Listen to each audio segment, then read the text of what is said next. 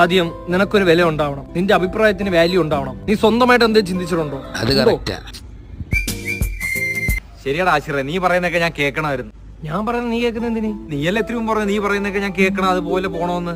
ഞാൻ പറഞ്ഞ അതല്ല എന്റെ പൊന്നു വാവേ. ഞാൻ നിന്റെ അടുത്ത് പറഞ്ഞെന്ന് വെച്ചാൽ നിനക്ക് സ്വന്തമായിട്ടൊരു അഭിപ്രായം വേണമെന്നാ. ഞാൻ ഇത്രയും നേരം ഒരു ഗൊമ്മാല രീതിയിൽ നിന്റെ അടുത്ത് ഉപദേശിച്ചൊക്കെ എന്താ? അപ്പൊ ഒന്നും ഞാൻ പറഞ്ഞൊന്നും കേട്ടില്ല.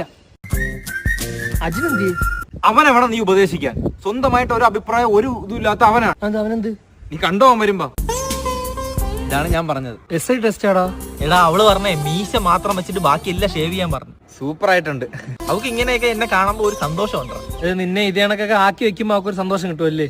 പക്ഷെ അവളിതേ കണ്ടിട്ടേ റൺവേല നമ്മളെ ദിലീപേട്ട ഇല്ലേ, പരമശിവം അടി സക്കേ, അതാ പറഞ്ഞത്. നീ ചക്കരമുത്ത് പടം കണ്ടിട്ടുണ്ടോ? അതിരുന്ന് കാണും. അവളെ വിഷ് ലിസ്റ്റിൽ ഇനിയും കുറെ കാര്യങ്ങളുണ്ട്, അതെല്ലാം എനിക്ക് ചെയ്യണം. ഓക്കെ, അതിപ്പോ അത് വേറൊരു ഇഷ്ടമല്ലേ, നിന്റെ ഇഷ്ടം എന്തിയാ അവിടെ? എടാ ബേസിക്കലി അവളെ